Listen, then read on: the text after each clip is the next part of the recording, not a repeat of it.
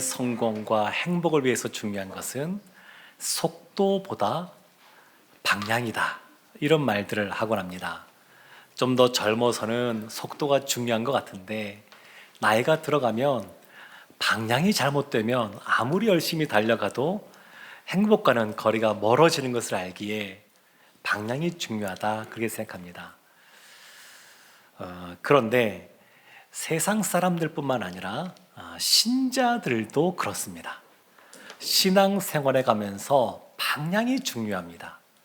우리가 무엇을 바라보고 무엇을 목표로 살아가는가, 이것을 분명히 알고 있는 것이 중요합니다. 웨스트민스터 소요리문답 제일 첫 번째 질문, 신앙생활 오래 하신 분들은 다 기억하실 텐데, 사람의 제일 되는 목적이 무엇입니까? 여기에 대한 답이 하나님을 영화롭게 하고 영원토록 그를 즐거워하는 것이다 라는 것입니다. 그런데 예수 믿는 성도 한 사람만, 한 사람 개인만 목표가 중요한 것이 아니라 그 성도들이 모여 있는 교회 공동체도 그 공동체가 나아가는 방향과 목표가 있습니다. 오늘 본문, 이 본문 안에서는 교회 공동체가 무엇을 목표로 나아가야 되는지를 분명하게 밝혀주고 있습니다. 에베소서에서는 교회를 지금 말하고 있고, 특별히 4장에서는 하나됨을 말하고 있습니다. 교회가 하나 되어 이루는 그러한 목표가 있는데, 그것을 바울은 13절에서 이렇게 말합니다. 우리 함께 13절 말씀 함께 합독하겠습니다. 우리가 다 하나님의 아들을 믿는 것과 아는 일에 하나가 되어 온전한 사람을 이루어 그리스도의 장성한 분량이 충만한 데까지 이르리니. 아멘. 그리스도의 장성한 분량에 이르기까지, 거기까지 가는 겁니다. 이것을 15절 말씀에서는 이렇게 말합니다. 오직 사랑 안에서 참된 것을 하여 범사에 그에게까지 자랄지라. 그는 머리니 곧 그리스도라. 범사에 그에게까지, 그리스도에게까지 자라나라, 이렇게 말을 합니다. 세상 사람들의 관심은 얼마나 많은 것들을 소유하느냐, 거기에 관심이 있습니다. 그리고 그 소유하는 것을 소비하는 것에 관심이 있습니다. 그런데 하나님의 관심은 거기에 있지 않고 우리가 성장하고 성숙하는 것에 관심이 있습니다.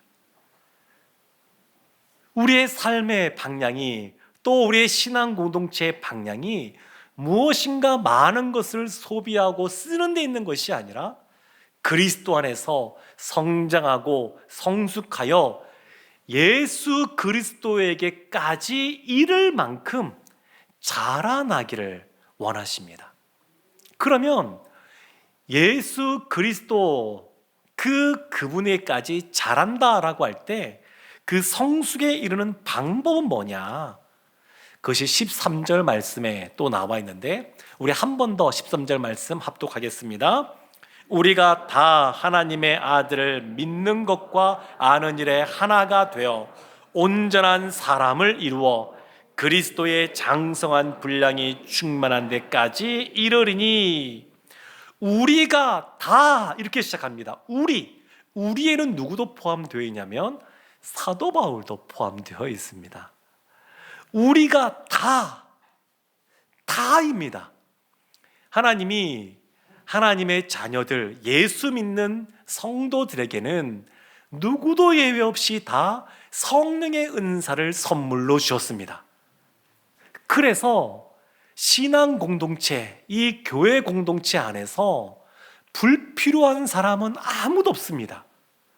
하나님은 그 다양한 은사를 교회 공동체 성도들에게 주셨는데, 그 다양한 그 은사를 사용하지 않으면 그만큼 그 부분에 빈 구멍이 생기는 겁니다. 그래서 온전한 데까지 이르기 위해서는 모두가 다 우리가 다 하나님께 받은 그 은사를 가지고 그것을 사용할 뿐만 아니라 우리가 다 하나님의 아들을 믿는 것과 아는 일에 하나가 되어야 됩니다. 하나님의 아들 예수 그리스도이신데, 하나님의 아들이라는 표현은 예수님이 하나님과의 그러한 관계 속에서 예수님의 신성을 드러낼 때 쓰는 표현입니다. 그 하나님의 아들을 믿는 것과 아는 일에 하나가 되는 겁니다. 예수님을 믿는다라고 하면서 예수님이 어떤 분인지를 잘 모르겠다, 그러면 진짜로 제대로 믿을 수가 없습니다. 신앙의 출발은 우리가 하나님에게 무엇을 할 것인가, 이것이 아니라 하나님이 우리를 위하여 어떤 일을 하셨는가, 그것을 아는 거로부터 출발합니다. 예수님이 십자가를 지셨는데, 고난받으시고 십자가를 지셨는데 그걸로 끝난 것이 아니라 3일 만에 부활하셨고 지금도 우리와 임마누엘의 모습으로 함께 하시는 줄로 믿습니다. 이 예수님을 아는 것, 이 아는 것이 있어야 제대로 믿는 것이고, 또 예수님을 믿어야 제대로 알 수 있습니다. 이것이 연결되어져 있습니다. 흔히 머리에서부터 가슴까지 30cm도 떨어져 있지 않은데 어쩌면 머리에 있는 지식이 가슴으로 내려오기까지 많은 시간이 걸리는지, 이런 얘기를 하시는 분들이 계십니다. 머리로는 알고 있습니다. 근데 마음으로까지 동의해야 되는데 그것이 꼭 항상 일치하는 것은 아닙니다. 때로는 정말 오랜 시간이 필요합니다. 믿는 것, 아는 것, 지성과 열성이 하나가 되어야 됩니다. 예수님은 사랑이십니다. 그 사랑이신 그 예수님, 우리가 사랑해야 된다고 하는 것을 머릿속으로 알고 있습니다. 그런데 그걸로 되는 것이 아니고 우리의 심령이 예수 그리스도를 뜨겁게 사랑해야 예수님을 믿는 것과 아는 것에 하나가 되는 겁니다. 믿고 아는 것이 분리된 것이 아니라 이 지적인 것과 또 이 마음의 그 감성적인 것이 서로 연결되어져서 그것이 머리에서 가슴으로, 가슴에서 두 손과 두 발로 이어질 때 하나가 된다, 이렇게 말을 합니다. 하나님의 아들을 믿는 것과 아는 것에 하나가 되는 것이 그리스도에까지 자라가는 방법입니다. 13절 말씀 보면 또 이렇게 중간에 이렇게 말씀이 나옵니다. 온전한 사람을 이루어. 온전하다, 흠이 없다는 겁니다. 하나님과 사람에게 흠이 없다라는 것이고, 또 이 단어 뜻은 뼈를 맞추다는 뜻이 있거든요. 그래서 뭔가 어긋났을 때 그를 바르게 맞추는 겁니다. 온전한 그러한 모습. 근데 여기서 사람이라고 하는 것은, 이 뜻은 남성 단수로 쓰여져 있는데, 그런데 이것은 어떤 한 사람을 말하는 것이 아니라 어떤 집단을 말하는 겁니다. 집단 명사입니다. 그래서 이것은 곧 교회를 말합니다. 교회. 온전한 교회를 이루라는 겁니다. 온전한 교회. 그러면 그리스도의 장성한 분량이 충만한 데까지 이르게 되는데, 그리스도의 장성한 분량을 생각하면 예수 그리스도의 충만한 거룩함, 예수님의 그 충만한 그러한 자비, 사랑, 용서, 신실함, 온유하심, 오래 참음, 그분의 능력, 그분의 지혜, 이런 것들이 떠올려집니다. 우리를 생각하면 어떤가요?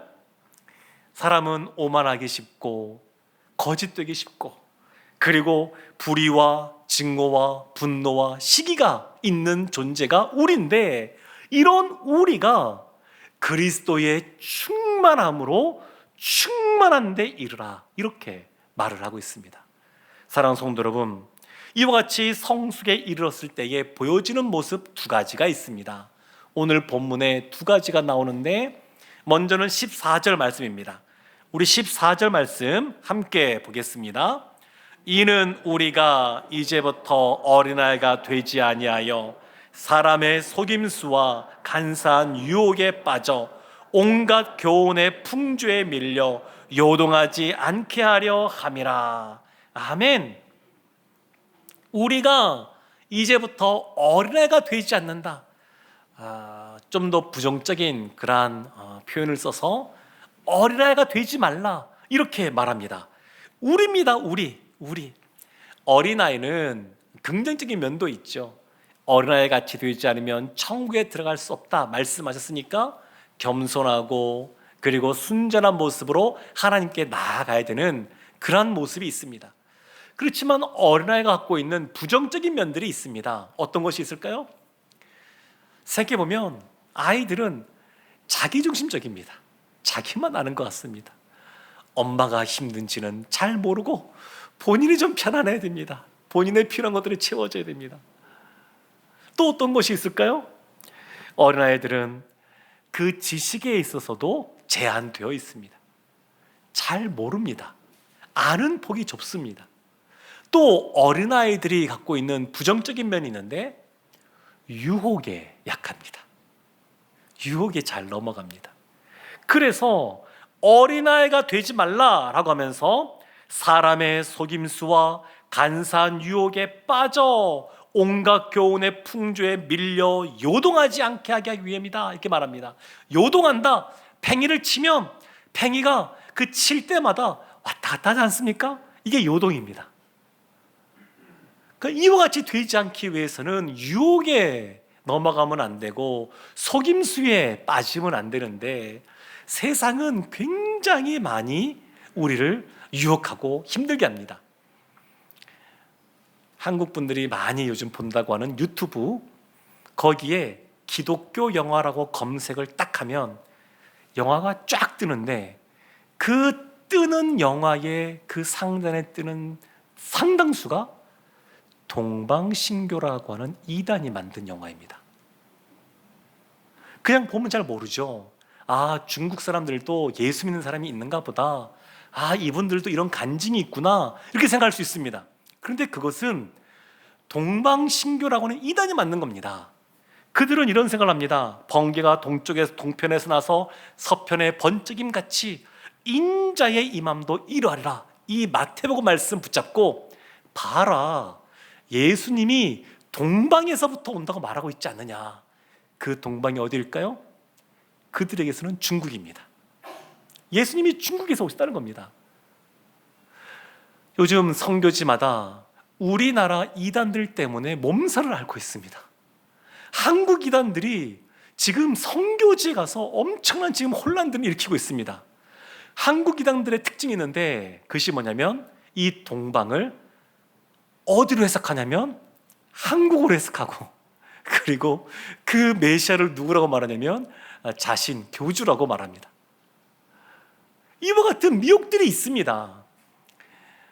대학교 입학하게 되면 새내기의 삶을 살게 되는데 이단들이 가만두지 않습니다. 수능이 끝난 다음부터 새내기가 된 신입생이 된 5월까지 이단들의 집중 전도하는 기간들입니다. 코로나 기간 동안에 비대면 상황이 벌어지면서 이단들이 비대면으로 사람들을 미혹하기 시작했습니다. 그런데 결과가 놀라웠습니다. 직접 교회에 침투해서 사람들을 만나고 하는 것보다 비대면으로 포교할 때 더 효율이 좋다라고 하는 것을 깨달았습니다. 그래서 지금은 하이브리드처럼 대면과 비대면을 다 사용합니다. 지금 이단들이 그렇게 하고 있습니다. 사람의 속임수, 간사한 유혹, 이런 거짓 복음으로 이와 같이 접근하고 있습니다. 그래서 성숙한 모습이 필요합니다. 거짓 복음을 분별할 수 있는 그러한 능력이 있어야 됩니다. 어떻게 하면 생길 수 있을까요?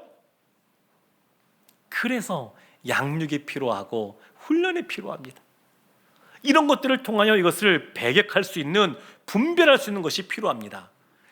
바울이 고린도전서 13장 11절에서 이렇게 고백합니다. 내가 어렸을 때에는 말하는 것이 어린아이와 같고 깨닫는 것이 어린아이와 같고 생각하는 것이 어린아이와 같다가 장성한 사람이 되어서는 어린아이의 일을 버렸노라. 바울도 어린아이 같을 때가 있었습니다. 바울도 그 어린아이 같은 때를 지나서 이제 성장하여 그 어린아이 때를 버렸다, 이렇게 말을 합니다. 사도 바울이 성숙에 이르렀을 때 보여지는 모습, 소극적이고 또 부정적인 그런 단어를 써서 표현한 것은 어린아이가 되지 말라라는 겁니다. 두 번째, 좀 더 긍정적인 모습이 있는데 15절 말씀이 이렇게 나옵니다.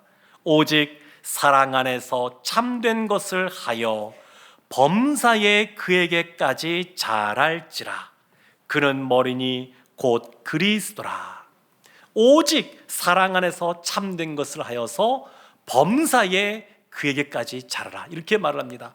범사, 모든 일이죠. 여기서 범사는 그런 의미보다는 인격을 말합니다. 우리의 전 인격이 그리스도에게 자라나야 됩니다. 어떤 한 부분만이 아니라 우리의 온 인격이 그리스도를 닮아가는 모습이 나타납니다. 사랑하는 성도 여러분, 그럼에도 불구하고 우리가 우리 자신을 생각하면 어떻게 저렇게 성장할 수 있을까? 그리스도의 장성한 분량일까지 자라날 수 있을까? 이런 생각을 할 수 있습니다. 그런데 주님께서는 우리가 감당할 수 있는 능력과 은혜도 주시는 분이신 줄로 믿습니다. 16절 말씀이 이렇게 말합니다. 우리 16절 말씀 함께 합독하겠습니다. 그에게서 온 몸이 각 마디를 통하여 도움을 받음으로 연결되고 결합되어 각 지체의 분량대로 역사하여 그 몸을 자라게 하며 사랑 안에서 스스로 세우느니라. 아멘.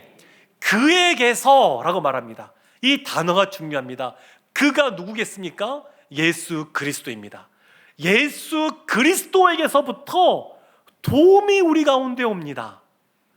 예수 그리스도에까지 자라는 것, 예수 그리스도가 우리 신앙 공동체의 목표이면서 우리 교회가 성장할 수 있는 이유이기도 하십니다. 근거가 되십니다. 예수 그리스도까지 이르는 것, 우리의 목표이면서 우리가 성숙할 수 있는 원천이 되십니다. 그 예수님 때문에 우리가 그분에까지 이를 수가 있습니다. 각 마디를 통하여 도움을 받는다, 이렇게 말을 합니다. 각 마디를 통하여. 그러니까 교회는 어떤 한 사람을 통하여 세워지는 것이 아니고 각각의 그 마디 역할을 하는 사람들이 있습니다. 저도 말씀을 맡은 자로서 그 마디로서 저도 있는 것이고, 우리 순장님들도 그렇고 교사분들도 그렇고 뿐만 아니라 우리 한 사람 한 사람 다 불필요한 사람 없습니다. 다 필요한 분들입니다. 하나님이 다 은사를 주셨습니다. 각자 마디가 되어서 하나님이 주신 것들을 흘려보내고 선한 일을 할 때에 이 신앙 공동체가 성숙해져 가는 겁니다. 몸이 자라기 위해서 무엇보다 중요한 것이 있는데 연결되어지고 결합되는 겁니다. 지체들이 서로 연결되는 겁니다. 이것이 중요합니다. 우리가 해야 될 것도 있습니다. 16절 중간에 보면 각 지체의 분량대로 라고 말하고 있는데, 이 각 지체의 분량대로, 이것이 바로 성도의 책임입니다.